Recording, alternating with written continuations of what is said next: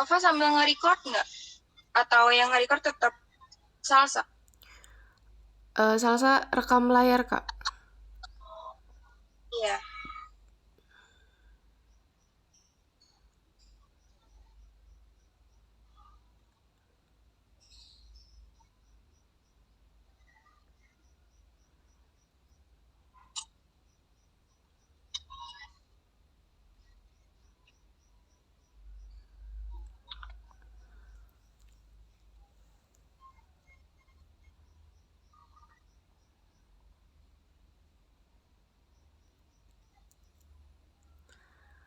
Bismillahirrahmanirrahim.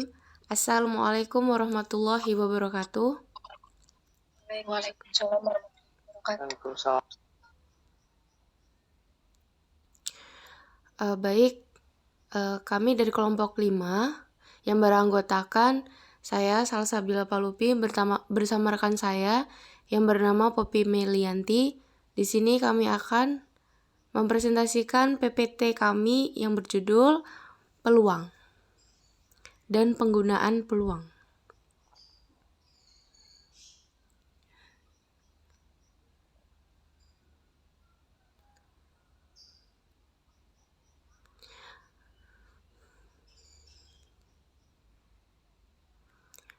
Baik, sejarah teori peluang. Teori peluang yang merupakan cabang matematika menitik beratkan perhatian pada analisis gejala-gejala random, objek-objek terutama teori peluang, variabel-variabel, kejadian non-deterministik, dan kehidupan sehari-hari. Kita sering mendengar istilah, akan tetapi ide tentang keacakan itu sendiri merupakan salah satu hal yang terabaikan. Pola acak pada saat kita dikonfrontasikan pada pola-pola tersebut, prediksi sebenarnya sudah berapa lamakah penelitian mengenai pola-pola acak ini. Pakar geologi sudah menemukan bukti-bukti prasejarah yang muncul dan keratan pada batu-batu secara jelas diciptakan atau diletakkan pada satu sisi sebuah maksud. Objek-objek ini merupakan bukti memiliki makna bagai pemakai dan menyerupai. Objek yang terakhir digunakan dalam permainan papan oleh misalnya masyarakat Mesir kuno. Bukti-bukti ini sulit diinterpretasikan tanpa catatan tertulis. Sangat sulit menemukan makna-makna penemuan tersebut untuk pemakai satu dari alat-alat pertama yang memproduksi pola-pola acak adalah astragalus. Next, Alpha. Sudah di next. Astragalus adalah sebuah tulang yang terdapat pada tumit rusa, biri-biri, anjing, dan mamalia lainnya. Banyak astragalus yang ditemukan pada zaman prasejarah. Hal ini berarti benda Mesir kuno dalam permainan kesempatan atau peluang. Terdapat gambar-gambar masyarakat Mesir kuno yang melambung-lambungkan astragalus saat bermain permainan papan. Sayangnya, tidak ada catatan bagaimana memainkan permainan ini dan bagaimana pola-pola hasil lambungan astragalus. Astragalus tersebut, gambar di bawah ini merupakan bukti prasejarah mengenai adanya permainan tersebut.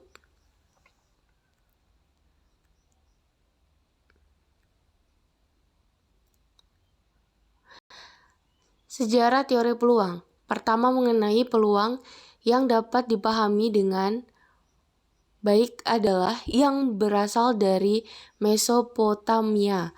Salah satu kota penting Mesopotamia saat itu adalah Ur saat melakukan penggalian di awal abad 20. Pada arkeolog menemukan sebuah permainan papan yang bertimbun dengan pemakainya. Permainan papan dengan pahatan yang bagus tersebut sudah berusia sekitar 4.500 tahun. Permainan ini dapat dipahami dengan baik karena catatan kuno mengenai sebuah diperoleh dari penggalian. Permainan ini dinamakan permainan dari 20 persegi. Pemainnya terdiri dari 2 orang, masing-masing percaya pada sebuah kombinasi keberuntungan dan sebuah strategi kecil untuk menang. Pada bagian keberuntungan dilambungkan sebuah dadu untuk menentukan beberapa banyak persegi untuk setiap pemain agar dapat menggerakkan banyaknya keterampilan yang harus dimiliki adalah memilih bagian yang harus digerakkan.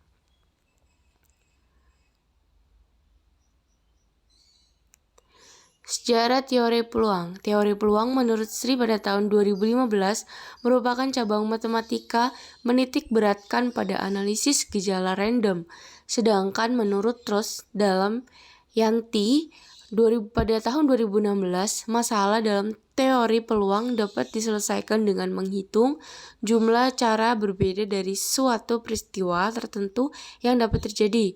Misalkan S adalah ruang sampel suatu percobaan dan A adalah suatu kejadian dengan N. S adalah banyaknya anggota dari ruang sampel dan NA adalah banyaknya anggota dari suatu kejadian. Maka peluang dari kejadian A adalah kejadian A pada ruang sampel S dikatakan pasti terjadi, atau kepastian jika A sama dengan S dikatakan kemustahilan jika peluang-peluang tersebut nilainya adalah. Sedangkan Fatimah pada tahun 2015. Baik, kita langsung ke hukum-hukum peluang. Aturan penjumlahan. Dalam aturan penjumlahan terdapat 3 teorema pada makalah ini, masing-masing teorema yang dituliskan dengan tanda kutip dan huruf cetak miring. Bila A dan B adalah kejadian sembarang, maka P AUB sama dengan PA plus PB dikurang PANB. Peluang bersyarat. Pengertian dari peluang bersyarat sendiri adalah peluang terjadinya suatu kejadian bila diketahui adanya kejadian lain. Notasi dari peluang B terjadi bila kemudian diketahui A terjadi adalah PBA. Kembali peluang bersyarat ini memiliki rumus sebagai berikut. P dikali A per B per A sama dengan P dikali A NB per P dikali A. Bila P dikali A, dia ketemunya lebih besar dari 0. Next. Hukum-hukum peluang. Aturan perkalian. Dari penjelasan pada aturan penjumlahan, P dikali B per A sama dengan P dikali A NB per P dikali A. Dengan mengalihkan secara silang akan diperoleh P dikali A NB sama dengan P dikali A P dikali B per A, yang dapat diartikan bahwa kejadian A dan B terjadi secara serentak karena A NB dan B NA ekivalen.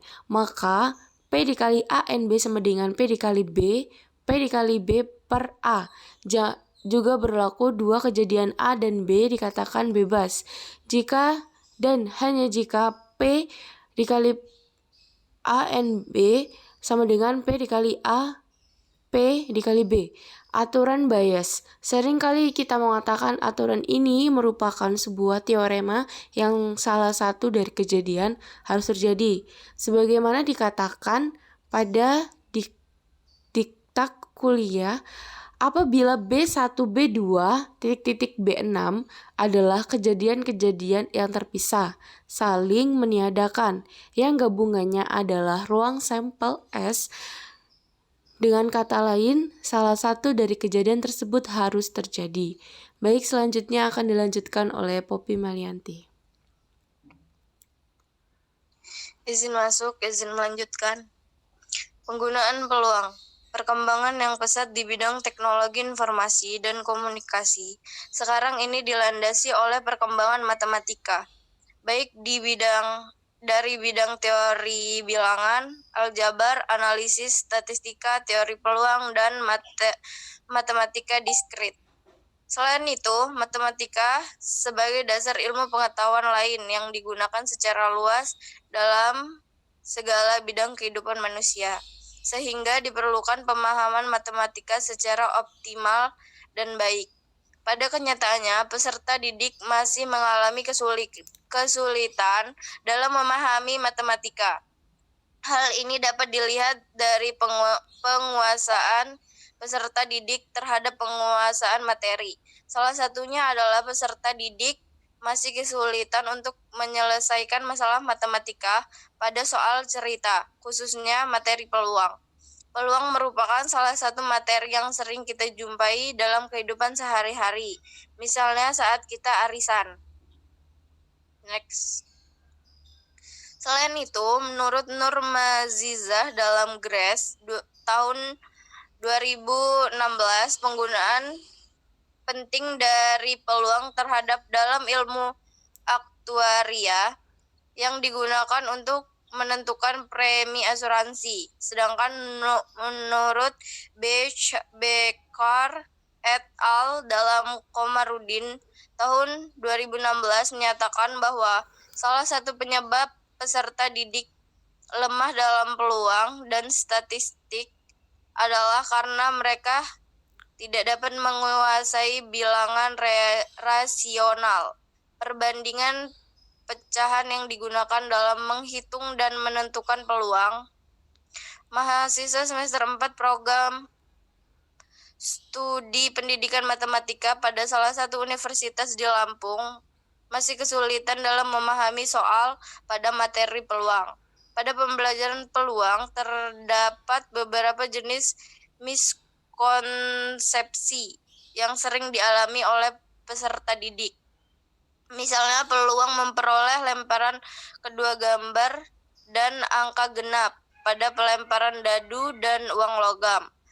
Mereka kesulitan untuk menentukan ruang sampel dan ruang anggota dari pelemparan sebuah dadu dan sebuah uang logam. Next. Berdasarkan beberapa hasil penelitian yang telah dipaparkan, belum ada penelitian yang mengkaji tentang identifikasi kesalahan dalam materi matematika perguruan tinggi. Atas dasar inilah penelitian dengan judul Investigasi Kesalahan Mahasiswa dalam Menyelesaikan Soal Cerita, materi penting untuk dilakukan. Investigasi kesalahan mahasiswa. Adapun tujuan dalam penelitian adalah untuk mengidentifikasikan kesalahan mahasiswa dalam menyelesaikan soal pada materi peluang. Kesalahan dalam menyelesaikan soal cerita materi peluang mampu memberikan masukan kepada dosen untuk melakukan perbaikan dalam proses perkuliahan selanjutnya.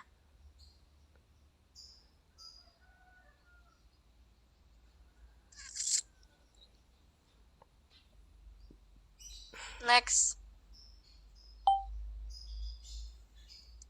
Landasan teori. Menurut Isnaini dalam Porwanto, masalah matematika dalam bentuk soal cerita merupakan terapan dari suatu pokok bahasan yang dihubungkan dalam kehidupan sehari-hari. Menurut Polya dalam Komarudin, masalah untuk menemukan dapat teoritis atau praktis, abstrak atau konkret, termasuk teka-teki. Next. Landasan teori. Jadi dapat disimpulkan bahwa soal merupakan salah bagi peserta didik jika peserta didik belum mempunyai kemampuan untuk menyelesaikan soal ditinjau dalam pematangan berpikir. 2. Peserta didik belum memiliki prosedur untuk menyelesaikan soal tersebut. 3. Peserta didik tidak berkeinginan menyelesaikan soal tersebut. 4. Soal yang diberikan merupakan soal tidak rutin. Next.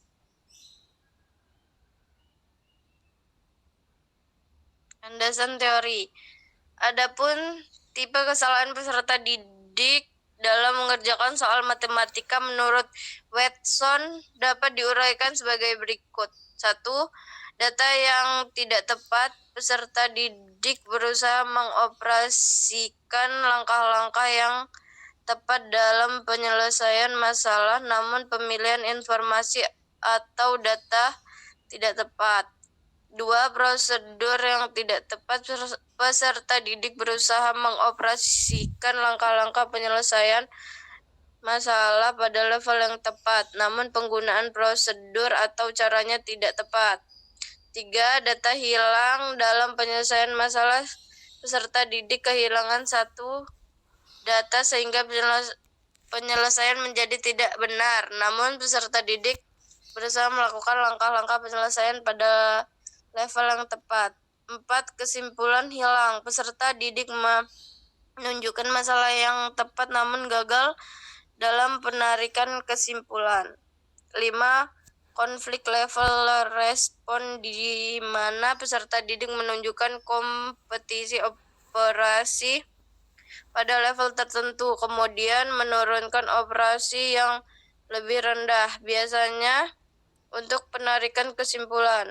6. Manipulasi tidak langsung. Peserta didik menunjukkan langkah-langkah penyelesaian yang tidak urut, acak, bahkan sederhana, namun kesimpulan dapat ditemukan dan secara umum data yang ada digunakan secara keseluruhan. 7. Masalah hierarki. Keterampilan. Peserta didik tidak dapat menyelesaikan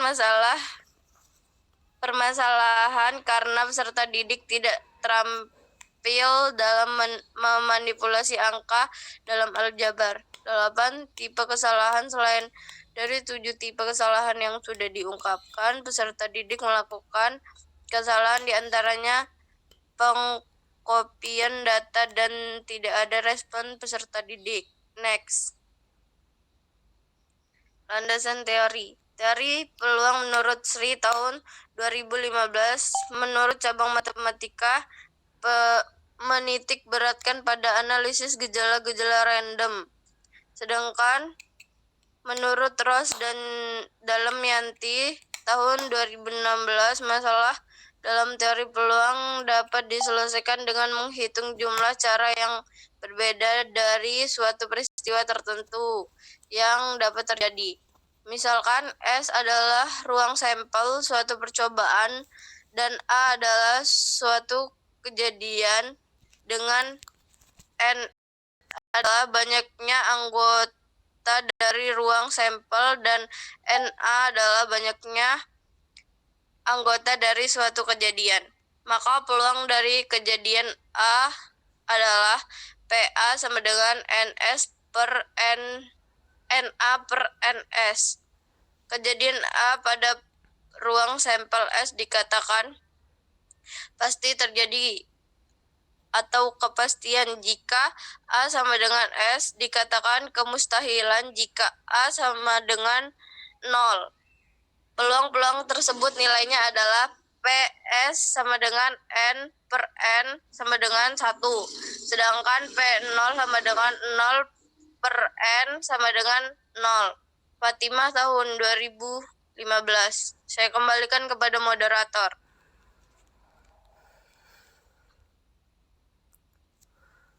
Baik. Untuk teman-teman, jika ada yang kurang jelas, saya buka sesi tanya jawab.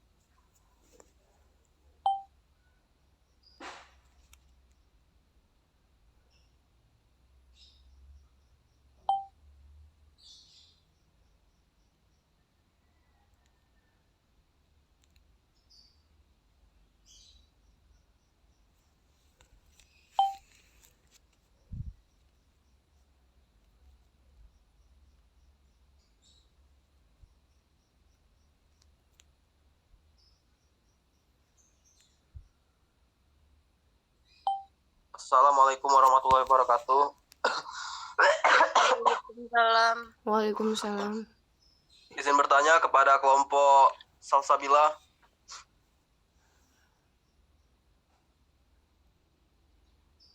Silakan Halo. Alfa. Izin bertanya kepada kelompok Salsabila. Pertanyaannya ialah berapa rentang kemunculan sebuah peluang? Jelaskan menurut pendapat kalian. Baik, terima kasih Alfa. Untuk teman yang lain, apa masih ada yang ingin bertanya?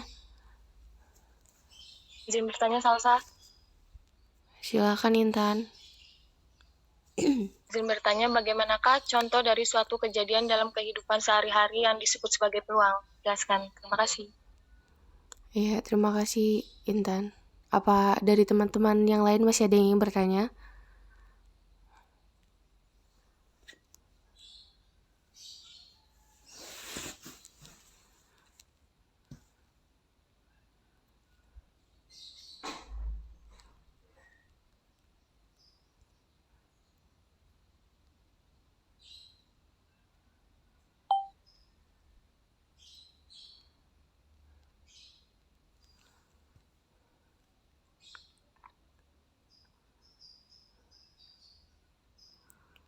Baik, kalau tidak, di sini saya izin untuk menjawab pertanyaan dari Intan Erliana.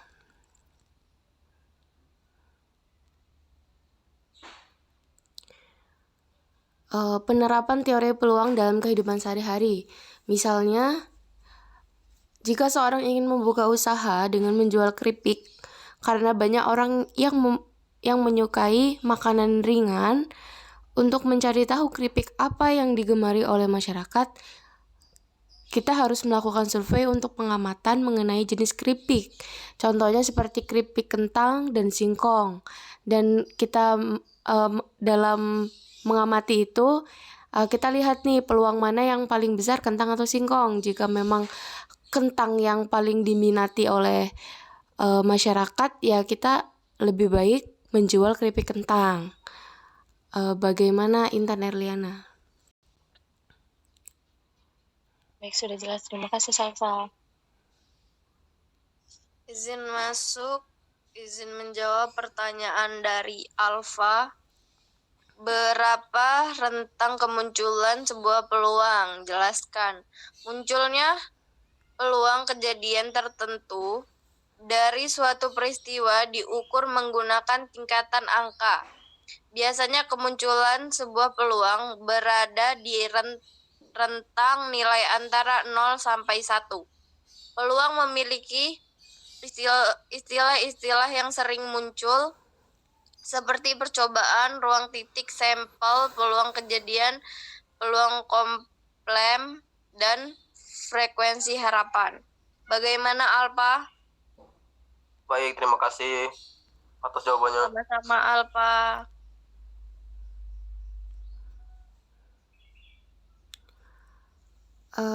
Baik, saya akan menutup presentasi pada hari ini. Jika kelompok 5 kami ada kesalahan dan kekurangan, kami mohon maaf. Saya kembalikan ke Kak Lisma.